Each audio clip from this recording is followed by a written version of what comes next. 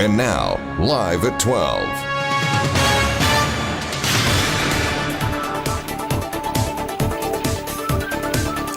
ආයුබෝවන් එක්වන්න අදත් ඇත්ත දැනගන්න ලංකාවේ අංක එකේ සමබර තොරතුරු ප්‍රකාශය live at 12 සමගින්. අද live at 12 සමගින් ඔබ හමු වන මම නිමේෂ් විජේසූරිය.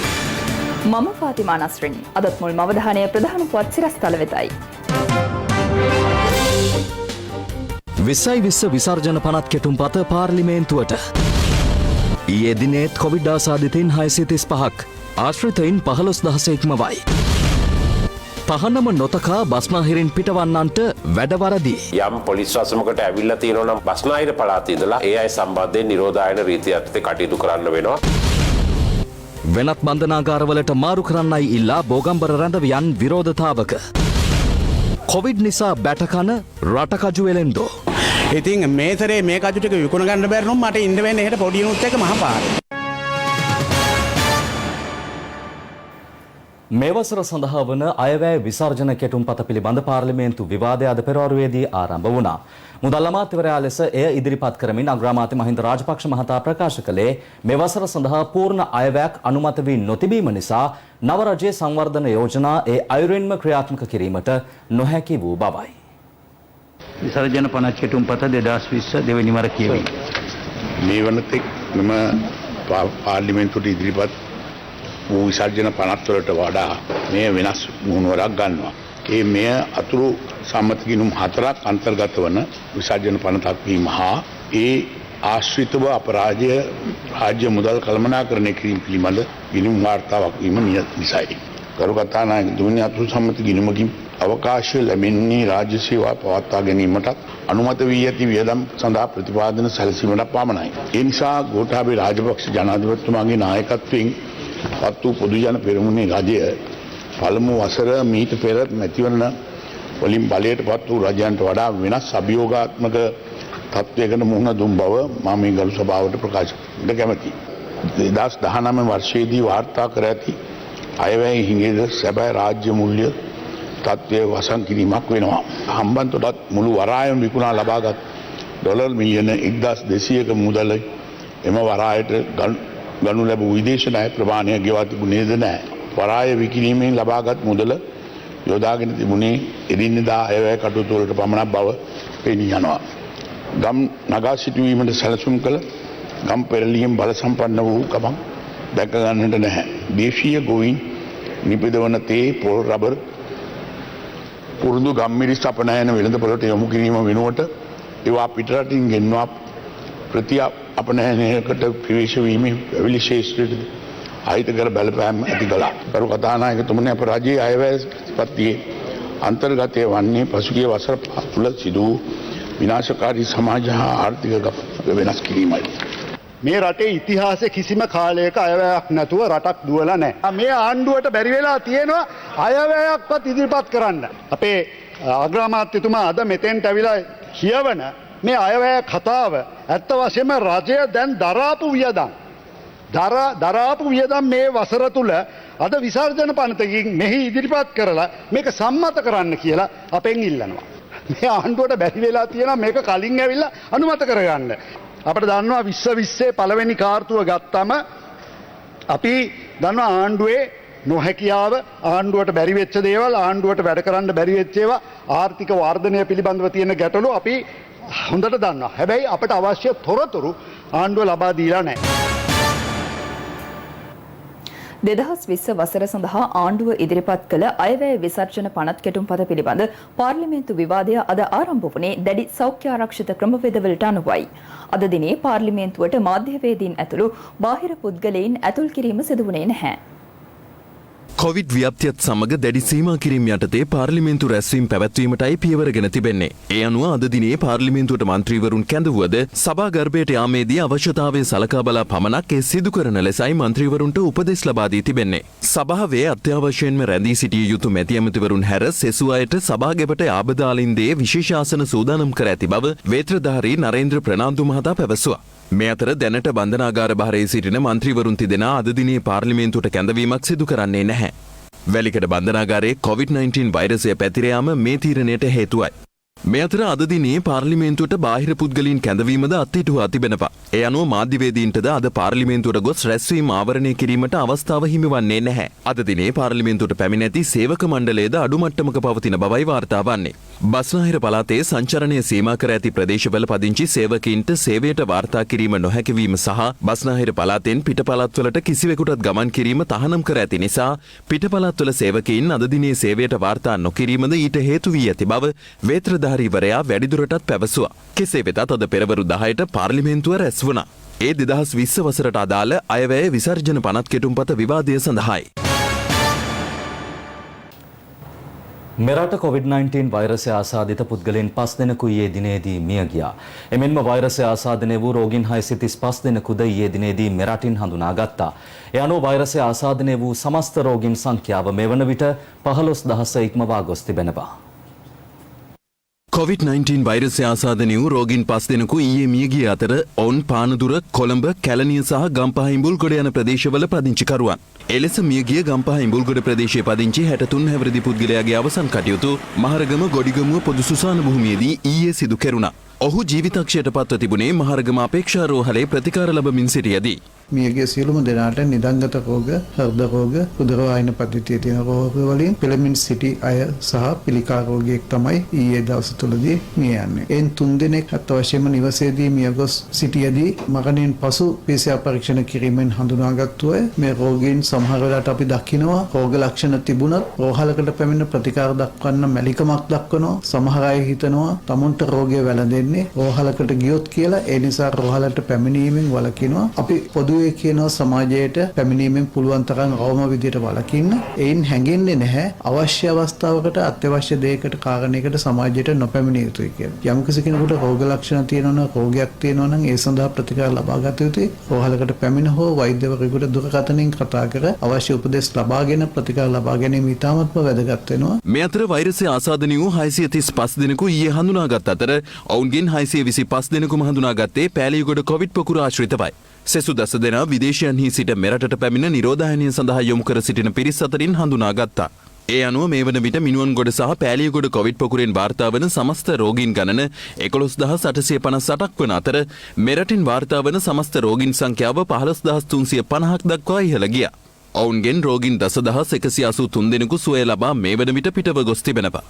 ප්‍රතිකාර ලබන්නේ රෝගීන් 5121 දෙනෙකු පමණයි.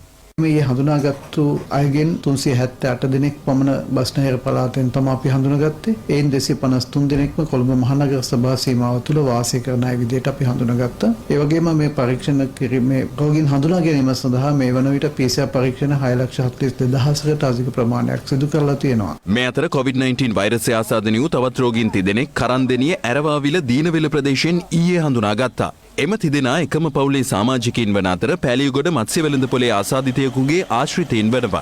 මේ අතර හැටන් දුඹුරුගිරිය ප්‍රදේශයේ ස්වයං නිරෝධායනය සඳහා යොමු කර සිටි අවුරුදු 18ක වයස ඇති තරුණියකටද COVID-19 වෛරසය ආසාදනය වී තිබෙනවා. ඒ අනුව ඇය ප්‍රතිකාර සඳහා රෝහල්ගත කිරීමට සෞඛ්‍යංශ පියවර ගත්තා. එම තරුණියගේ පියා, මව සහ සහෝදරයෙකුට මීට පෙර වෛරසය ආසාදනය වී තිබෙනවා.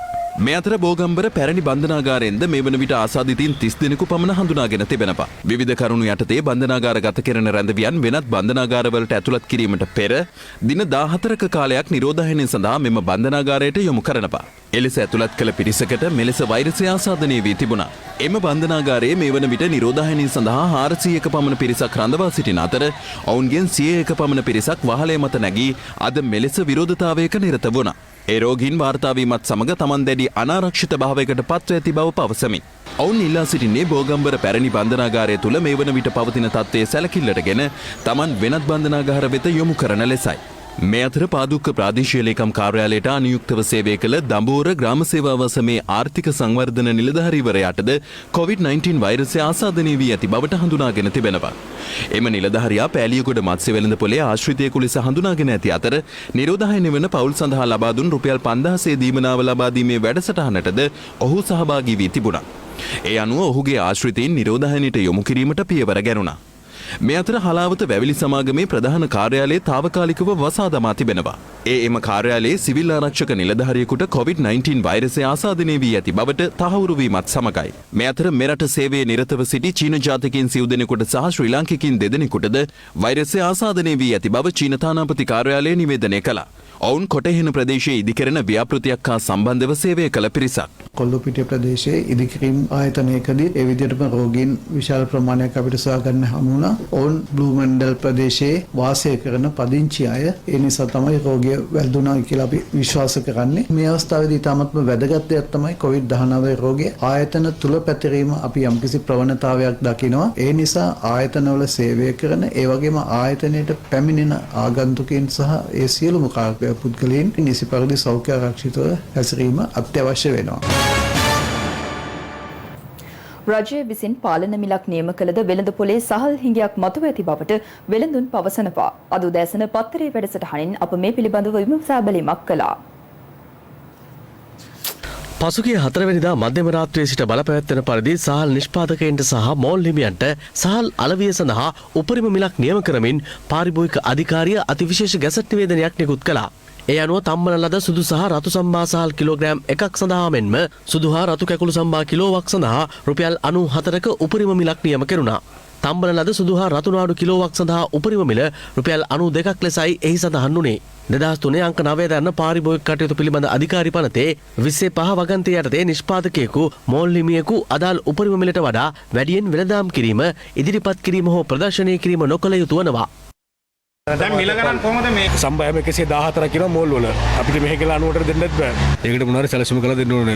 මිල පාලනයක් දාපු නිසා හාල් මෝල් වලින් අපිට මිල ගණන් කොට දෙන්නේ නැහැ දැන් මෝල් වලින්. රසුදු කැවුළු රතු කැකුළු නාඩු සමහරට හිඟයක් පවතින්න පුළුවන්. මිල පාලනය හොඳයි. ඒනකට මිල පාලනය හොඳ වුණාට අපිට විකුණන්න හාල් එන්නේ නැහනේ. අද මේ පිළිබඳව පත්තරේ වැඩසටහන ඉඳවීම සාබැලුවා. අපි ආවා පිටකොටුව 4 වන හරස් වීදියට. මේ 4 වන හරස් වීදිය තමයි මේ තොග වෙළඳාමේ නිරත වෙළඳ මහතුන් ඉන්නේ. මෙම මේ ගිය සතියේ විවෘත කර තිබුණු සහල් කඩයක් ඒ කඩෙත් වහලා මාගේ වම් පසින් තිබෙනවා තවත් කඩයක් ඒ සහල් කඩෙත් වහලා පාලන මිලට තියනවාද? පාල එන්නේ නැහැ පාලන මිලට තාම ඒගොල්ලෝ යවන්න බෑ කියාගෙන තමයි තියෙන්නේ. සමහර ඒගොල්ලෝ කියනවා වී හම්බුනොත් යවන්නම් කියලා කියනවා කොටලා. බලධාරීන් ඇවිල්ලා මේ වෙළඳසැල වට කරයි නීති රීති පනවයි කියලා එතුමාලා සඳහන් කරන්නේ නැහැ. රතු නාඩු සුදු නාඩු කිලෝවක් රුපියල් 100යි. සම්බ කිලෝවක් රුපියල් 112යි. කීරි සම්බ කිලෝවක් රුපියල් 130යි. ගරු ඇමතිතුමනි පාලන මිල ගණන් දානවා. මොන ආණ්ඩුව කාලෙත් පාලන මිල ගණන් දැම්මම ඊට පස්සේ ඒවා පොතේ තියෙනවා කඩේ නෑ. හැමදාම විපක්ෂයේ ඉන්න අය චෝදනා එල්ල කරනවා කෝ පාලන මිල කියලා. ඔබතුමාලත් විපක්ෂයෙන් දැද්දි එහෙමයි. දැන් ඔබතුමාලා ආණ්ඩු පාර්ශවයේ. හැබැයි ප්‍රායෝගික වෙන්න ඕනේ අපි. බිම් මට්ටමේ මේක මිලදී ගන්න බැරි නම් පාලන මිලෙන් ඇති ඵලය කුමක්ද? අධිකරු ජනාධිපතිතුමා විසින් මේ රටේ ගොවි ජනතාව ආරක්ෂා කිරීමේ පරම පවිත්‍ර චේතනාවෙන් තමයි මේ හාල් වලට උපරිම මිලක් නියම කරලා තියෙන්නේ. දැනට සතොස සහල් තිබෙනවා නාඩු සහ සුපිරි වෙළඳ සැල් වලත් තිබෙනවා. මේ සමහර සිල්ලර කඩවල නැති එකේ ප්‍රශ්නේ විසඳීම සඳහා අපි නීතිය ක්‍රියාත්මක කිරීමේ කාර්යභාරය කරනවා දැන් පාරිභෝගික කටයුතු පිළිබඳ අධිකාරිය. ඊළඟට සීනි වලට ඇතිවෙච්ච ප්‍රශ්නය සීනි මිල විශාල ලෙස සීනි බද්ද අඩු කළත් එහි කිසිම වාසියක් පාරිභෝගික ජනතාවට ලැබුණේ නැහැ. සතොස මගින් පමණයි රුපියල් 85ට සීනි අලෙවි කළේ. තොග නිකුත් කිරීම සඳහා ගැසට් නිවේදනයක් නිකුත් කරලා තියෙනවා ඊයේ. උපරිම සිල් මේ තොග මිල රුපියල් 80යි සිල්ලර මිල 85යි. එනිසා අද වෙළඳුන්ට පුළුවන් පිටකොටුවේ තමන්ගේ සුපුරුදු සැපියුම් කරු වෙතට ගිහිල්ලා සීනි ඉල්ලා සිටින්න. නුදුන්නොත් අපිට පැමිණිල්ලක් කරන්න. අපි මේ පිළිබඳ නීතිය ක්‍රියාත්මක කිරීම සඳහා මැදිහත් වෙනවා. පැමිණිලි කිරීම කියන කාරණාවම නෙවෙයි. පාලන මිල කියන එක අර ජනතාව තවත් හාස්‍යයට එහෙම ක්‍රමවේද හදන්න බෑ. මොකද හේතුව නීතිය ක්‍රියාත්මක කරේ නැත්නම් හංගගෙන ඉඳලා වෙලා දෙන්නේ නැත්නම් ඒකට නීතියක් තියෙනවා ක්‍රියා කරන්න. ඉතින් අපි ඊයේ තමයි මේක කරේ. මේ ගැසට්ටුව නිකුත් කළේ. අද පාරිභෝගික කටයුතු අධිකාරිය මේ පිළිබඳ ගිහිල්ලා ගබඩා බලයි. අපි බලමු හෙට ඒක උනේ නැත්නම් මොකද්ද කරන්න කියලා. දිවයිනේ ප්‍රදේශ ගණනාවක් ආවරණය වන පරිදි නිවාස ව්‍යාපෘති රැසක් එකවර ආරම්භන ලෙස ඉදිකිරීම් ක්ෂේත්‍රයේ ප්‍රමුඛයින්ට ජනාධිපති ගෝඨාභය රාජපක්ෂ මහතා දැනුම් දුන්නා. ඒ ඉදිකිරීම් ක්ෂේත්‍රයේ නිරත ආයතන 10ක නිලධාරීන් සමග ඊයේ පසුරුවේ ජනාධිපති කාර්යාලයේ පැවති සාකච්ඡාවකින් අනතුරුවයි. ඉදිකිරීම් ශේෂ්ත්‍රයේ නිරත ආයතනවල නිලධාරීන් සමග පැවති මේ සාකච්ඡාවේදී ජනාධිපතිතුමන් සඳහන් කළේ දිවයිනේ ප්‍රදේශ ගණනාවක් ආවරණය වන පරිදි අඩු මධ්‍යම සහ ඉහළ මධ්‍යම ආදායම් ලාභීන් වෙනුවෙන් නිවාස ව්‍යාපෘති රැසක වැඩ එකවර ආරම්භන ලෙසයි. ඒවා නව තාක්ෂණය හා ක්‍රමවේද උපයෝගී කරගනිමින් නිර්මාණශීලීව පරිසරයේ සුරැකෙන ලෙස කඩිනමින් ඉදිකළ යුතු බවද ජනාධිපතිතුමන් පෙන්වා දුන්නා. ඉදිරි තෙවසර තුළ මධ්‍යම පන්තිකයන් උදෙසා නිවාස 15000ක් ඉදිකිරීමට රජය අපේක්ෂා කරන අතර අඩු සහ ඉහළ මධ්‍යම ආදායම් ලාභීන්ගේද ඉල්ලුම ඉටුවන පරිදි සිව් වසරක් තුළ ඉදිකිරීමට බලාපොරොත්තු වන නිවාස ඒකක ගණන 36884ක්. එහි පළමු අදියර යටතේ පෑලියගොඩ කොළොන්නාව බ්ලූමැන්ඩල් කොට්ටාව මාකුඹර කොට්ටාව පළතුරුවත්ත බොරලැස්ගමුව මාලබේ මහනුවර ගැටඹේ සහ අනුරාධපුර නගර කේන්ද්‍ර කරගනිමින් ව්‍යාපෘති ක්‍රියාවට නැංවෙනවා. ඉදිකිරීම් ශේෂ්ත්‍රයේ නිරත දේශීය කර්මාන්තකරුවන්ට ඊට එක්වීමට අවස්ථාව සැලසෙන අතර විධායක ව්‍යවස්ථාදායක සහ සියලු ශේෂ්ත්‍රවල විශාල තරුණ පිරිසකගේ නිවාස ඉල්ලුම සපුරාලීම ඉන් අපේක්ෂා කරන බවද ජනාධිපතිතුමන් සඳහන් කළා. අපෙන් ගොඩක් ඉල්ලුම ආවා තරුණ එක්සිකියුටිව්ස්ලට ඔන්ට්‍රප්‍රෙනියර්ස්ලා එහෙම ඉන්නවනේ ගොඩක් මේ වගේ මිඩල් ඉන්කම් ගන්න. ඒකට අපි හැදුවා ණය යෝජනා ක්‍රමයක් බැංකුත් එක්ක. ඒක අනුව මාසිකව යම් කපල් එකකට හරි යම් එක්සිකියුටිව් කෙනෙකුට ගෙවන්න පුළුවන් affordable ක්‍රමවේදයකට. ඒකට ඉඩමටවත් අපි අය කරන්නේ නැහැ. කන්ස්ට්‍රක්ෂන් ෆීල්ඩ් එක තාමත් වැදගත් නේ. අපේ මහින්ද රාජපක්ෂ ජනාධිපතිතුමා කාලේ GDP එකෙන් 10%ක් විතර කන්ස්ට්‍රක්ෂන් ෆීල්ඩ් එකෙන් ඇඩ් වුණා. ඒකත් එක්කම අනිත් ඒවා යකඩ හදන අය, ඇලුමිනියම් කරන අය මේ ඔක්කොම එකව වෙනවනේ. හැබැයි මේක ඉක්මන් වෙන්න අවුරුදු 4 ඇතුළත 15000ක්වත් ඉක්මනට දෙන්න ඕන. මේකම දැන් ලෝ ඉන්කම් මේවත් අපි කරනවනේ. දැන් මේවා ඉක්මනට හැදෙනවා නම් ඒ වගේ තව අප ලෙවල් එකටත් අපිට හදත හැකියි. පටන් අරගෙන කාලේ නාස්ති කරන්න බෑ. මේවට ඕන අලුත් ටෙක්නොලොජි තියෙනවා නම් ඒවා ගේන්න. මොකද එතකොට තමයි අපිට පුළුවන් වෙන්නේ තව ඇඩ් කරන්න. ලංකාව පුරාම හැම පළාතකම නිවාස අවශ්‍යයි. හැබැයි ඉතින් අපි හුඟක් කාලයක් ගන්නවා නම් ටාගට් එකට අපිට යන්න පුළුවන් වෙන්නේ නැහැ. වත්මන් බදුමිල පිළිබඳව අද පක්ෂ විපක්ෂ දේශපාලනඥයින් මෙලෙස අදහස් පළ කළා.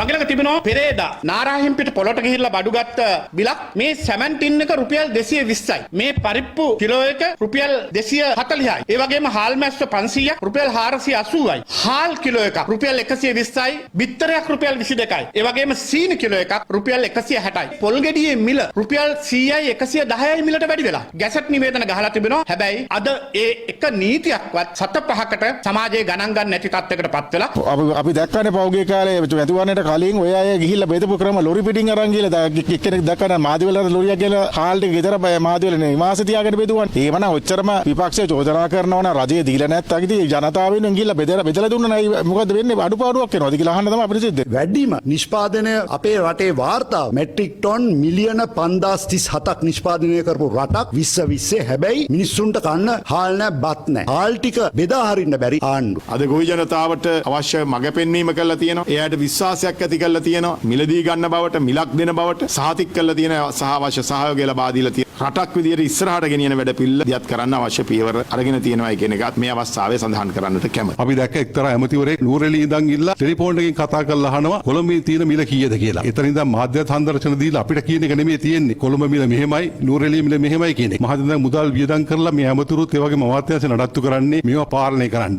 අපි දැක්කා හිටපු කතානායකතුමාගේ ප්‍රවෘත්තිය කරු ජයසූරිය කතානායකතුමා ප්‍රකාශයක් කළා තියෙනවා එළවලු කිලෝ ලක්ෂ 30ක් අපතේ දැම්මා කියලා. ඒක අමූලික බොරුවක්. එවැනි සිද්ධියක් කිසිම තැනකින් වාර්තා වෙන්නේ නැහැ. මම දැනුත් ඉන්නේ දඹුල්ල ආර්ථික මධ්‍යස්ථානයේ. අපිට තේරෙන විදිහට වෙළඳ පොලේ යම්කිසි කලබලයක් ඇති කිරීම තුලින් රටේ නැති ප්‍රශ්නයක් ඇති කිරීම තමයි ඔවුන්ගේ පරමාර්ථය.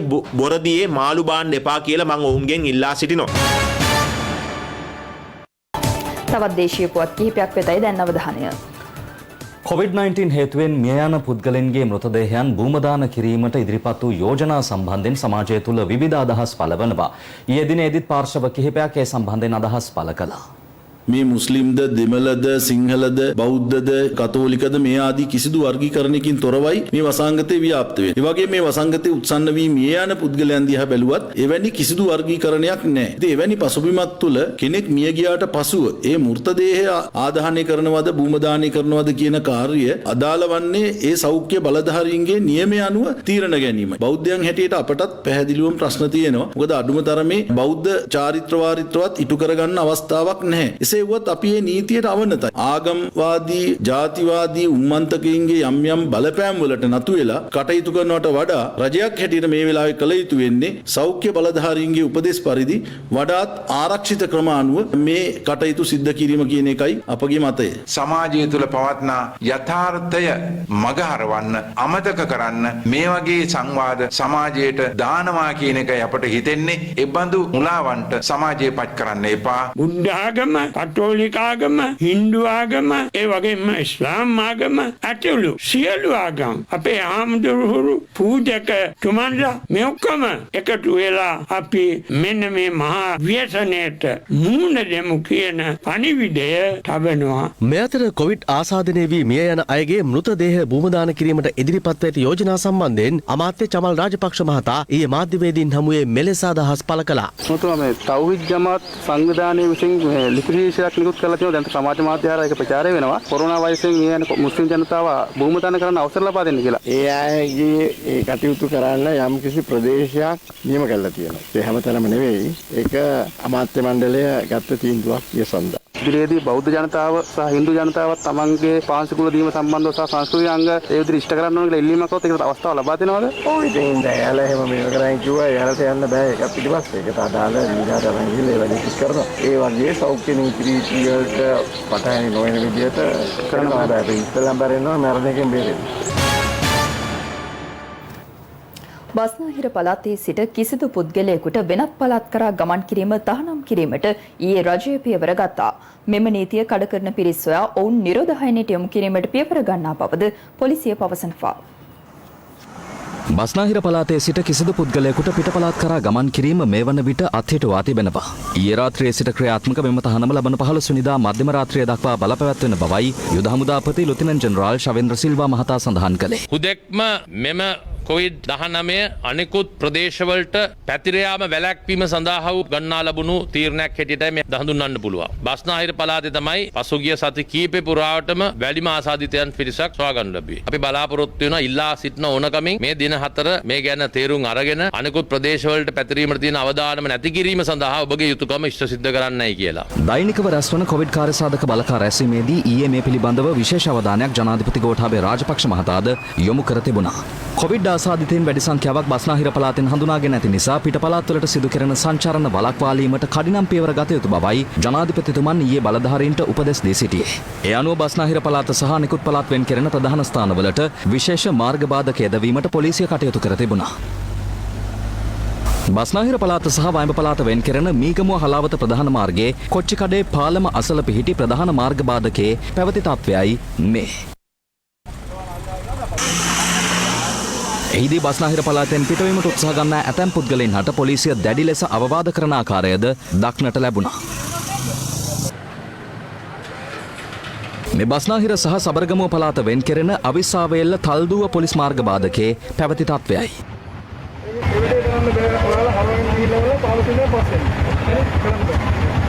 මේ අතර දක්ෂිණ අධිවේගී මාර්ගයේ වැලිපැන්න පිවිසුම අසල යොදවා තිබූ පොලිස් මාර්ග බාධකය හරහා බස්නාහිරෙන් දකුණු පළාතට ප්‍රවේශ වන්නන් අතර කිරීමටද පොලිසිය මෙලෙස කටයුතු කළා. මේ අතර බස්නාහිර පළාතෙන් පිටව යාමට අවස්ථාව හිමිවන්නේ ජලය, විදුලිය, බලශක්ති, ඉන්ධන, ඖෂධ සහ ආහාර ආදී අත්‍යවශ්‍ය සේවාවල කාර්ය මණ්ඩලවලට පමණක් බව පොලිසිය පවසනවා. පොලිස් මාධ්‍ය ප්‍රකාශක නියෝජ්‍ය පොලිස්පති නීතිඥ අජිත් රෝහණ මහතා පවසන්නේ ඔවුන් හට තමන් සේවය සපයන රථයකින් පිටතට යාමේ හැකියාව පවතින බවයි. කෙසේ වෙතත් මීට පෙර සිය හැඳුනුම්පත භාවිත කරමින් ආයතන 112ක් සඳහා ලබා දුන් අවසරය බස්නාහිර පළාතෙන් පිටව යාම සඳහා වළංගු නොවනු ඇති. මේ සෞඛ්‍ය සේවා කටයුතු අපි දන්නවා අනිවාර්යයෙන්ම සිද්ධ වෙන්න ඕනේ. ජලයේ විදුලිය ආහාර කටයුතු සිද්ධ වෙන්න ඕනේ. යම් ආකාරයකින් මාධ්‍ය ආයතනයක වුණත් යම් කටයුත්තක් තියෙනවා නම් ඒක සිද්ධ වෙන්න ඕනේ. මේ අතර සෞඛ්‍ය අමාත්‍යාංශයේ ගත් තීරණයට අනුව ඊයේ රාත්‍රී 10 සිට 15 වෙනිදා දක්වා බස්නාහිර පළාත තුළට පැමිණීමට දුම්රිය සඳහා අවසර ලබා දී ඇති අතර බස්නාහිර පළාතේ සීමාවෙන් පිටවීමට අවසර ලබා දී නැහැ. මේ හේතුවෙන් විශේෂ ධාවන කාලසටහනක්ද දුම්රිය සඳහා යොදවා තිබෙනවා. ඒ අනුව බෙලියත්ත, මහනුවර, මහව, පුත්තලම, අවිස්සාවේල්ල යන දුම්රිය ස්ථානවලින් ආරම්භන සහ එම මාර්ගවල ගමන් කරන දුම්රිය සඳහා කොටුව දුම්රිය ස්ථානයට ළඟා වීමට අද පෙරවරුවේ අවස්ථාව ලබා දීමට ශ්‍රී ලංකා දුම්රිය සේවය කටයුතු කර තිබෙනවා. අද පස්වරුවේ බස්නාහිර පළාත් සීමාවන් වල පිහිටි අවසන් දුම්රිය ස්ථාන වන අලුත්ගම, අඹේපුස්ස, කොච්චිකඩේ සහ අවිස්සාවේල්ල දක්වා පමණයි කොළඹ සිට ගමන් කිරීමට අවකාශය හිමිවන්නේ. මේ අතර බස්නාහිර පළාතෙන් පිටවීම තහනම් කර තිබියදී එහි සිට පිට පළාත්වලට පැමිණෙන පුද්ගලයන්ගේ තොරතුරු ලබාගෙන ඔවුන් ස්වයං නිරෝධායනයට යොමු කරන්නයි පොලිස් ස්ථාන වෙත දැනුම් දී ඇති බව පොලිස් මාධ්‍ය ප්‍රකාශක නියෝජ්‍ය පොලිස්පති අජිත් රෝහණ මහතා පවසනවා. ප්‍රාදේශීය පොලිස් ස්ථානවලට දැනුම් දීලා තියෙනවා යම් කිසි කෙනෙක් ඊයේ රාත්‍රී 12න් පස්සේ කවුරු හරි කෙනෙක් අපි කොළඹින් පිට වෙලා ගියොත් 6ට විතර ඒ තැන් වලට යනකොට 12 විතර වෙනවනේ. කෙසේ වෙතත් ඊට පස්සේ යම් පොලිස් වසමකට ඇවිල්ලා තියෙනවා නම් බස්නාහිර පළාතේ ඉඳලා ඒ අය සම්බන්ධයෙන් නිරෝධායන රීතිය යටතේ කටයුතු කරන්න වෙනවා. බස්නාහිර පළාතට ආවට කමක් නැහැ යම් යම් අවශ්‍යතා ඉටු කරගන්න. නමුත් ඇවිල්ලා ආපහු යන්න ලැබෙන්නේ ඉරිදට තමයි. ඔබ නවතත් ලයිව් ඇක්ටුවර්ස් සමගින් ස්වර්ණවාහිනී ටෙලිනාට්‍ය නරඹන ඔබට සතියේ දිනවල රන්කාසි හිමි කර ගැනීමට හැකියාව ඇති බව දැන් ඔබ හොඳින්ම දන්නා කරුණක්. ඒ සඳහා ඔබ කළ යුත්තේ රාත්‍රී 7 සිට 10 දක්වා අපත් සමග රැඳී සිටීමයි. එලෙස රැඳුණු අපගේ ආදරණීය ප්‍රේක්ෂකයින් 5 දෙනෙක් ඊයේ දිනේදීත් රන්කාසි වරම් හිමි කරගත්තා. එයමුව ඊයේ මුල්ම ජයග්‍රාහකයා වූයේ කහවත්තේ චමිලා සමන්ති මහත්මියයි. රාත්‍රී 7ට විකාශය වන ඇලඩීන් ටෙලිනාට්‍ය අතරතුර රන්කාසි දිස් වන වාර ගණන නිවැරදිව සඳහන් කර 77.75ට SMS කිරීම මගින් ඇය මෙම ජයග්‍රහණය හිමි කරගත්තා. අග්නි පියාපත් නරඹා රන්කාසි වරම් දිනා ගැනීමට ඊයේ වාසනාව උදා කරගත්තේ ගෝනපල පදිංචි රෝහිණී අබේවර්ධන මහත්මියයි. ඊයේ හොඳ වැඩේ නරඹන අතරතුර දිස් වූ රන්කාසි වාර ගණන නිවැරදිව සඳහන් කර 77.75ට SMS කරමින් රන්කාසියක් දිනාගත්තේ කැස්බෑවේ මල්ෂා මිනෝලි අලුත්ගේ. හදවතේ කතාව අතරතුර රන්කාසි වරම් හිමි කරගත්තේ සිඹලාන්ඩුවේ WM භාග්‍යා දිල්ෂානේ. සිහින සමාගම ටෙලිනාට්‍ය නරඹා ඊයේ දින ජයග්‍රාහකයා වූයේ මාතලේ පදිංචි නදුෂිකා සෙව්වන්දි සෙනවිරත්නයි. අද දිනේ රන්කාසි වරම් හිමිකර ගැනීමට රාත්‍රී 7 සිට රාත්‍රී 10 දක්වා ස්වර්ණවාහිනී ටෙලි පෙළහර සමග එක්වන්න. තවත් දේශීය පුවත් කිහිපයක් කෙටියෙන් දකිමු දැන්. යුද හමුදා ඩ්‍රෝන රෙජිමෙන්තු ආරම්භ කිරීමේ සමාරම්භක උත්සවය අද පෙරවරුවේ යුද හමුදාපති ලුතිනන්ට් ජෙනරාල් ශවේන්ද්‍ර සිල්වා මහතාගේ ප්‍රධානත්වයෙන් යුද හමුදා මූලස්ථානයේදී පැවැත්වුණා.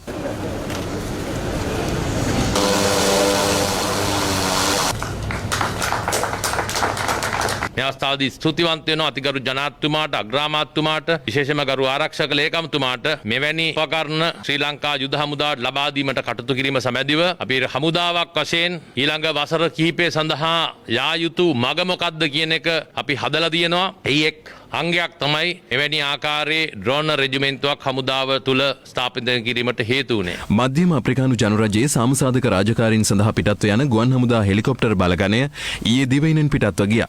මෙම බලගණය නිලධාරීන් 18 දෙනෙකු සහ සෙසු නිලයන් 92 දෙනෙකුගෙන් සමන්විත වන අතර එහි අනදෙන නිලධාරී ලෙස වින් කමාන්ඩර් ජේ.ඒ. සමරසේකර මහතා කටයුතු කරනු ලබනවා. දිවයිනට ඇදහැලෙන වර්ෂාව සහිත කාලගුණ තත්ත්වය සමග හමා දැඩි සුළඟකින් නිකවරටිය ප්‍රදේශයේ නිවාස කිහිපයකට අලාභහානි සිදුව තිබෙනවා.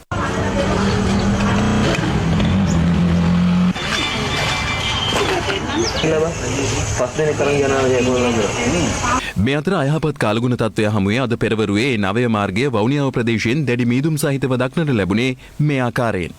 අම්බලන්ගොඩ කන්දෙගොඩ දුම්රිය ස්ථානය ආසන්නයේ දුම්රිය හරස් මාර්ගයකදී ත්‍රිරෝද රථයක් දුම්රිය ගැටී සිදු අනතුරකින් ත්‍රිරෝද රථයේ ගමන්ගත් මව පියා සහ දියණිය බරපතල තුවාල ලබා තිබෙනවා. කොළඹ සිට ගාල්ල දක්වා දහවනී වූ සීඝ්‍රගාමී දුම්රිය ඊයේ පස්වරුවේ මෙලෙස දුම්රිය හරස් මාර්ගයේදී ගැටී ඇති අතර තුවාල ලැබුවන් මේ වන විටත් රෝහල්ගත කර ඇති බවයි අප වාර්තාකරු පැවසුවේ. දඹදිනිය ප්‍රදේශයේදී මෝටර් රථයක් රියදුරාට පාලනය කරගත නොහැකිව මාර්ගයෙන් නිවතට දහවනය වී අවන්හලක ගැටෙන අයුරු CCTV කැමරාවක මෙලෙස සටහන්ව තිබුණා. ඩිජිටල් බැංකු පහසුකම් ගමින් ගමට ගෙන යන උදාර මෙහෙවරට තවත් පියවරක් එක් කරන ලංකා බැංකුවේ මැල්සිරිපුර ශාඛාව ඊයේ විවෘත කරනු ලැබුවා. කොවිඩ් වසංගතයේ හේතුවෙන් වැල්ලවාය රටකජු වෙළඳුන්ට සිය ජීවනෝපාය කරගෙන යාමට නොහැකි තත්ත්වයක් උද්ගත වී තිබෙනවා. ඒ පිළිබඳවයි මේ තොරතුරු. වැල්ලවාය ප්‍රාදේශීය ලේකම් කොට්ටාශයේ රටකජු තොග වශයෙන් මිලදීගෙන අලෙවි කරන වෙළඳුන් සිය රටකජු තොග අලෙවි කරගත නොහැකිව අසරණ වී සිටිනවා. එම ප්‍රදේශයේ පමණක් වෙළඳුන් 50කට ආසන්න පිරිසක් මෙලෙස අසරණ වී සිටින අතර තමන් සතුව ගබඩා කර ඇති රටකජු තොග මේ වන විට විනාශ වීමේ අවදානමක්ද පවතින බවයි වෙළඳුන් පවසන්නේ. සෑම කන්නකම අපි මේ පලාත තියෙන කජු මේ ව්‍යාපාරික වශයෙන් එකතු කරලා මේ ස්ටොක් කරනවා බැංකු ණය අරගෙන. ඒවා දැන් මේ වෙනකොට මාස දෙක තුනක් ඇතුළත වෙනදනම් විකුණලා ඉවරයි. මේ වෙනකන් කවදාවත් තියාගන්න අවශ්‍යතාවයක් නැහැ. මේ රටේ තියෙන මේ කොරෝනා මේ උදුරත් එක්ක අපිට මේ දෙන්න තරම් කොහෙවත් නැහැ. කොළඹ කඩවල් වලටවත් මේ මාකට් එකටවත් දෙන්න ඒ කට්ටිය ඉල්ලන්නේ කිසිම දෙයක් නැහැ. ඒක නිසා අපිට මේක විකුණ ගන්න දැන් බැරි වෙලා තියෙන. දැන් මාස 9ක් 10ක් වෙනවා කාල සීමාව මේක යන්නේ කජු වල කාල සීමාවත් ඉවර වෙගෙන කජු වැට අපාට තත්ත්වයට පත් වෙගෙන යන්නේ. මෙලෙස ගබඩා කර ඇති රටකජු තොග අලෙවි කර ගැනීමට නොහැකි වුවහොත් එළඹෙන කන්නේ ප්‍රදේශයේ රටකජු ගොවීන් වගා කරන අස්වැන්නද මිලදී ගත නොහැකි තත්ත්වයක් පවතින බවයි වෙළඳුන් පවසන්නේ. මිනිස්සු ආයි වගා කරලා තියෙන්නේ. ඉදිරියට එන බඩු ටිකවත් අපිට මේ තියෙන ප්‍රශ්නෙත් එක්ක ආයි මිලදී ගන්න බැරි තත්ත්වයක් වෙලා තියෙන්නේ. මොකද බැංකු වලින් ආයි අපිට ණය දෙන්නේ නැහැ. මේ ණය ගෙවා ගන්න විදියක් නැහැ. ඒක නිසා බලධාරීන්ට කියන්නේ මොකක් හරි මේකක් අරගෙන මේ බඩු ටික අපිට විකුණලා දෙන්න කියලා. එම නිසා තමන් සතු ඇති මෙම රටකජු තොග කඩිනමින් මිලදී ගැනීමට කටයුතු කරන ලෙස රටකජු වෙළඳුන් බලධාරීන්ගෙන් ඉල්ලා සිටිනවා. මල් ලස්ස 35කට ගේව්කත් තියලා තමයි ඒ ලෝන් එකට ටිකක් දාලා තියෙනවා. ඉතින් මේ සැරේ මේ කජු ටික විකුණ ගන්න බැරි නම් මට ඉන්න වෙන්නේ එහෙට පොඩි උනුත් එක මහපාර. ඒක නිසා අපි රජයේ වගකීම් යුතු නිලධාරීන්ගෙන් ඉල්ලා සිටින්නේ මේක ගැන අවධානය යොමු කළා මේක රජයේ කුසිකර්ම දෙපාර්තමේන්තුව හරහා හරි වෙන පළාත් වලට මේ හිටවන්න හරි මේ මිනිස්සුන්ට ලබා දෙන්නේ කියලා තමයි මේ බලධාරීන්ට කියන්න තියෙන්නේ. ඒ සමගින් අපි දැනට ඔබෙන් සමුගන්නවා. උණුසුම් පුවත් එසනින් දැනගන්න www.live@8.lk අපගේ වෙබ් අඩවියට පිවිසෙන්න. ඔබට සුබ දවසක්.